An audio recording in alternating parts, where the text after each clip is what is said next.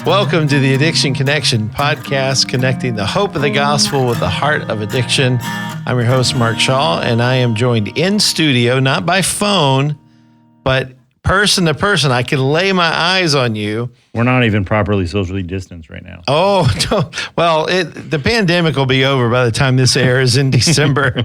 Hopefully the elections, settled and all that. I'm not worried about it, though. I signed a release, ladies and gentlemen.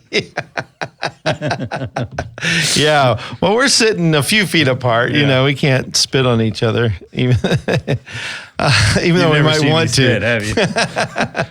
Be careful. You might get passionate. You do have range. Well, this is Jim Quigley from Freedom Farm Ministries. His website, too, I want to mention, freedomfarmministries.org. In Boone, North Carolina is where Jim serves. So, hi, Jim. Hey, Mark. Hey, we want to talk about an important topic, and we won't take a lot of time on this, but I've got Jim in studio because I think he explains it as well as anybody that I know. So you might as well get the expert, and you're the star of this one, so I'm going to throw it over to you. The Bible verse we're going to read first is out of the book of Proverbs. It's Proverbs 25. And it is verse 28, which says, "A man without self-control is like a city broken into and left without walls." And what we want to talk about is we get branded as biblical counselors sometimes, I think unfairly, as people who don't care about the body, don't give much credence to the body. And so being addiction counselors, we understand there is a real biological component, physical component to addiction, and we just want to talk about that some. So I'm going to throw it over to you, Jim. What are your thoughts about this topic of the physical components of addiction? Well, thanks, Mark. I like how you buttered me up to take over. The expert. The expert, right. I'm not an expert, but I did stay in a Holiday Inn last night. So is that how it goes? As is. But yeah, I think it's something that we need to be more prepared to talk about. If you're going to be a biblical counselor, probably in a range of different issues, but especially addiction. Okay, so if you think about it, okay, if there wasn't a biological component, right, then that would mean that once I'm set free from Christ, then I should be able to go ahead and drink like a normal person, right? That's a good point. I wouldn't tell anybody that. Right. And I certainly don't believe that myself. There has been, the best way I can explain it, there has been some kind of line I've crossed. I mean, when I drank, I didn't always drink into excess, but I do not, it does not compute in my mind people that just drink and they're not after getting, the full effects they can from the alcohol. That stuff. I mean, I understand it happens. I understand there are people that don't struggle with alcohol. I'm not a person that thinks all drinking is sinful. But for me, I think it would be a sinful thing to try to convince myself that there was some level of drinking that I could participate in. And I have to say that that is a biological component. That's the way I understand it to be. I've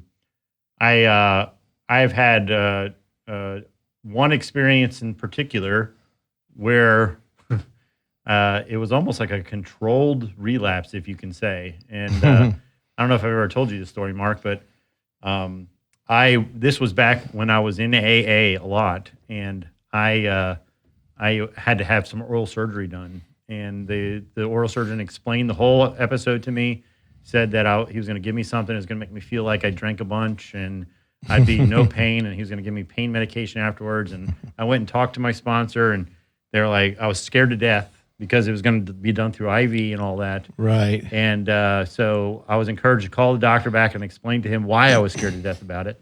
And he said, "Man, I'm really glad you talked to me because I've dealt with people before. I still have to give you the stuff to do this to the procedure, but I will not give you pain medication afterwards." And all of that. So they had me all set up. But the interesting thing that happened was I woke up from the procedure just whacked. I mean, I was whacked out of my mind on this drug. And I immediately started to lie to try to get pain medication. I told them that I was in immense pain. I wasn't in immense pain. Yeah. I was just telling him I was. Even to the point where my brother was actually giving me a ride home from the procedure, and they gave me a prescription for Toradol, which is a anti-inflammatory similar to ibuprofen, just like a prescription grade. And I had my brother stop immediately to get it, and I opened the bottle when he wasn't looking. I took 5 of them. It wasn't going to do anything to me, but I was just hoping and praying. And I really went home, went to bed, woke up to my phone ringing hours later. I was sober at this point, it had worn off, and just being able to have this experience where this all happened. Now, you could talk about different things about why that happened, but I mean, I honestly tried to set myself up for success going into that procedure, and there was really something physically going on once I had this stuff in me. I'm not saying. I mean, it's really hard to talk about. It is. Does that make sense? Well, I write about it in The Heart of Addiction, the waking up the sleeping giant. And so our bodies are meant to respond to drugs, and so there is a physical component. I think like one of the myths of addiction is that certain things are addictive, certain things are not. But when you have the World Health Organization saying that video game playing is now addictive and gambling's addictive, and buying too many purses or too many pairs of shoes is addictive. I mean, you end up with everything pleasurable has some addictive properties. Yeah. So, you and I could get rich, Jim, by coming up with a list of all kinds of things and ranking them in their addictive property. Cocaine is a 100, buying shoes is a 10, and we could do it. We could get rich with that and get that out there, get it all to all these secular rehabs, and just fool them by using something like that. And we could fund Freedom Farm Ministries and we'll have good intentions for doing it. So, yeah, that's all that matters, right? Our heart. That's right. Which our hearts can't be bad. No, they can't. No, but it is this physical part of it. Like, does the brain fire when you're playing a video game? Does the brain get excited? Your body, things rush through the endorphins and dopamine, all this. I mean, yeah, there's a physical part of what we're talking about here. So we don't want to be people who are like, well, it's just purely a spiritual problem and or emotional problem or whatever. We want to be people who say, yeah, there are spiritual components, physical components, emotional components. I mean, different aspects in all of addiction that we want to be comprehensive in our approach. And what's really interesting is that if you really think about it, if we don't understand that we need to be more comfortable talking about the biological, physical part, you need to realize that it's actually a way into the discussion when it comes to the secular world, because they actually develop therapies all surrounding the biological, the physical, right? But it's really interesting, none of them deny a spiritual component to it. Yeah, right? yeah. So that's your inroad. If you could talk about, we're gonna acknowledge that there's a physical part, to this, but you know what? Let's talk about the spiritual part, because the other side, right? If we're gonna separate the two, our side against their side, right? Their side wants to overly emphasize the biological part, but then they'll subtly say, but you really need to.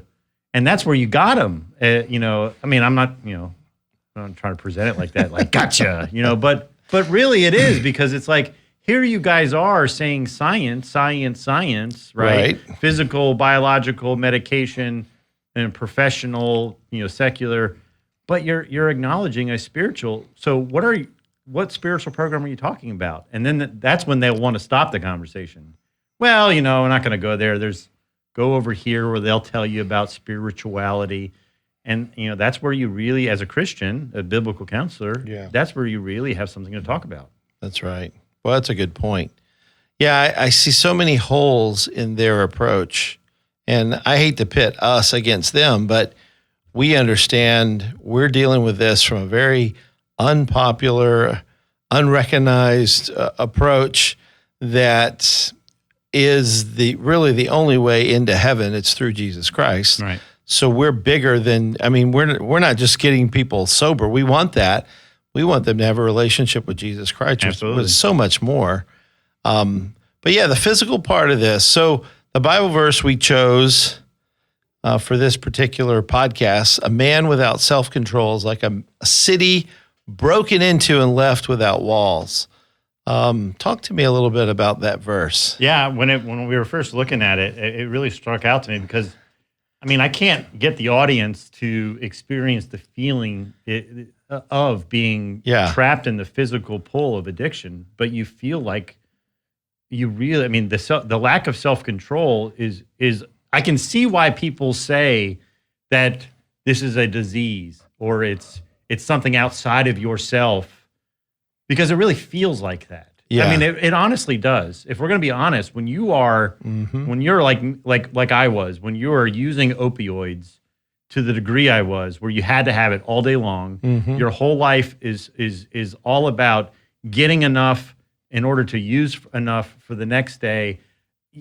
It's unbelievable how I mean, I guess the best word I could use is you feel like you're going insane. I mean, you really do. And it is like a city with no walls, just open for the taking. I mean, as far as how are you going to control that? How are you going to control that? You're not going to be able to control that. If you got a city without any kind of walls and it's just open for the taking, if there's enough people are going to come in and take, and you won't be able to stop it. You'll just have to sit there and watch it. And you really do feel like that when you are trapped in the physical part of addiction. Well, who wants to be sick? I mean, with flu-like symptoms you don't want to feel that way. And it's an intense sickness. It's not just absolutely mild. You know, you've experienced a withdrawal many times, more than a couple, right? Yeah. Absolutely. So it does. It leaves you vulnerable without walls and feeling like you just got ransacked. You know, your walls were knocked down, broken into, and then you're just left vulnerable to this thing. That's what we're talking about, and we recognize that. So we're not denying that as biblical counselors at all. And but let me give you an example of how we do deny that, and I'm guilty of this. So I'm talking to me myself, right? So a biblical counselor has the potential to deny something like that because let's give, for instance, an opioid addiction, right? Like what you just said, you're going to feel sick, it's going to feel miserable, but we know it's not going to kill you. Right. You're just going to be miserable, right? So a biblical counselor that knows that has a potential of saying, look, you're just going to have to face some tough days, suck it up. You're going to be fine. I have spoke those words before to people. But what you're doing there is you're denying that physical anguish that they're about to go through. Yeah. Even before the physical anguish. I mean, the thoughts and feelings and everything that before that even starts are enough to make someone really feel like they're, like I said, going insane. And that's the reason why there's so many people out there that I have, tons of people every year come to our program, and you got parents that they really do believe that an opioid detox is going to kill their loved one. The reason why they believe that is because they see the anguish on their face, the person's face. I mean, their loved one is communicating to them in such a way where they know that there's really something very scary because of the physical that's going on. And if you don't incorporate that into your treatment of other people, you really miss out on a lot. You miss out on opportunities to be compassionate to them. You're being compassionate on the basis of the physical, biological part of addiction they're about to go through. That's real. Yeah. Yeah, I really appreciate that compassion. Yeah. And I think you can speak to that as well as anybody because you've been there, but you don't have to have been there to connect with people on a physical level and meet their need, That's good. That's really good. Well, the physical components of addiction,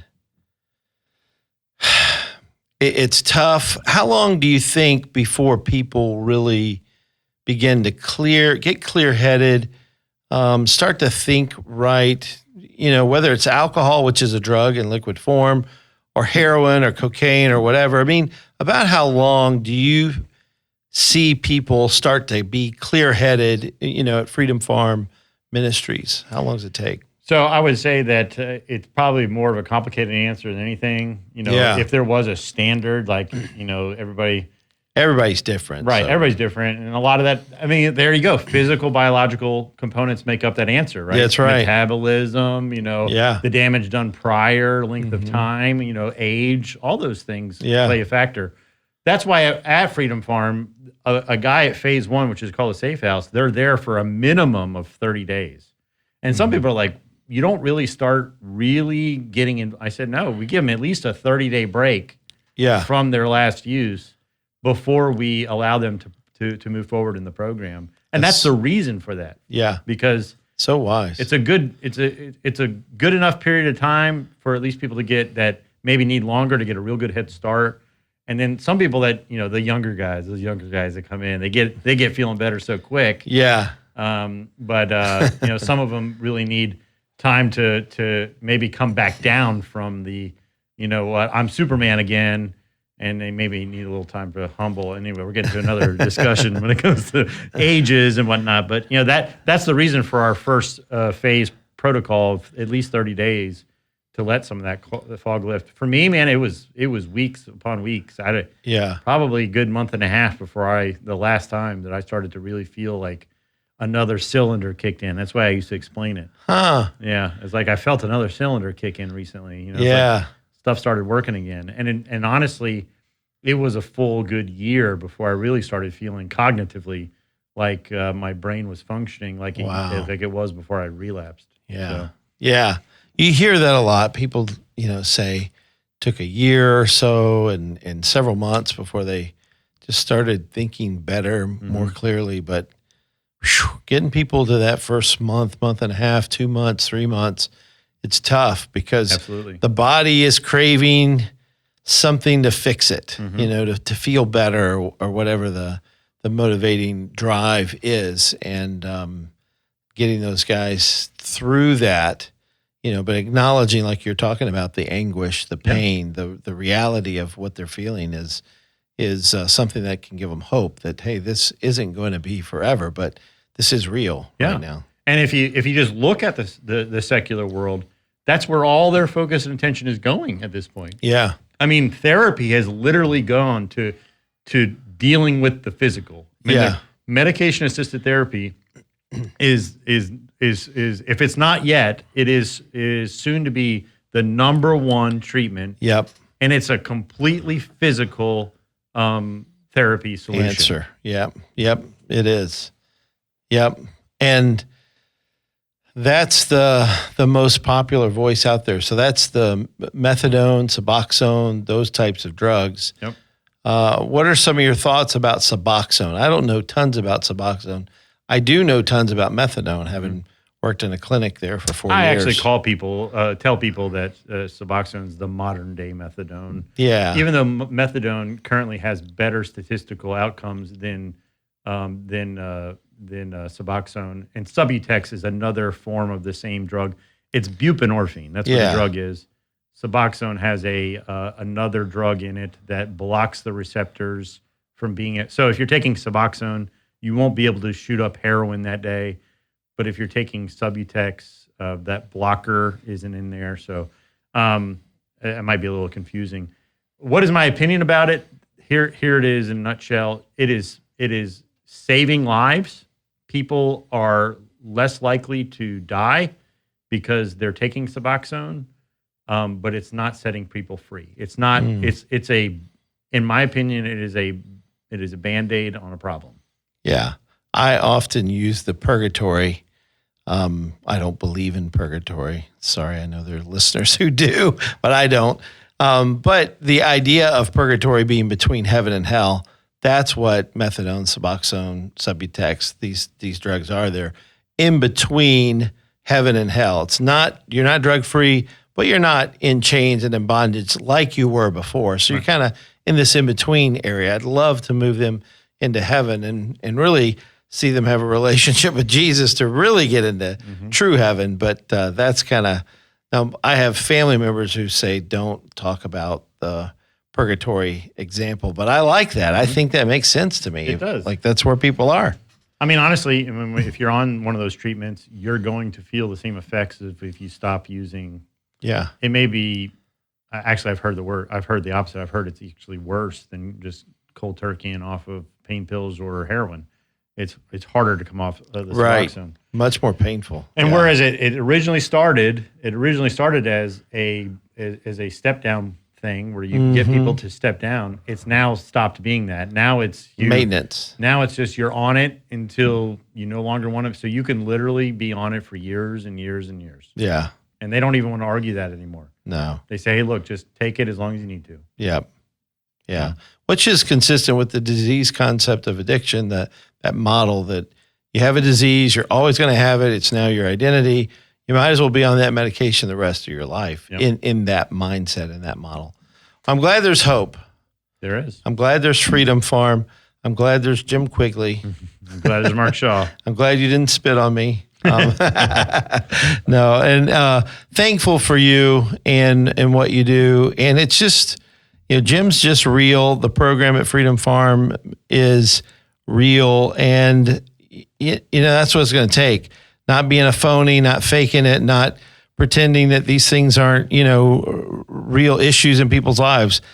Jim and his crew there, which I'm going to see here in just a few minutes, they get after it at a very real level. And I'm just saying real 100 times, but I love it because that's who you guys are. So thanks for what you do. Well, thanks, man. I appreciate it. It's a blessing to be a part of it, really. It's a calling, but it doesn't feel like a job, if that makes any sense. Yeah, well, and there are so few doing it, but the ones doing it are called, and God's using them in a mighty way, just like you guys. So thanks. Tell your crew thanks. I'll tell them in just a few minutes when I see them.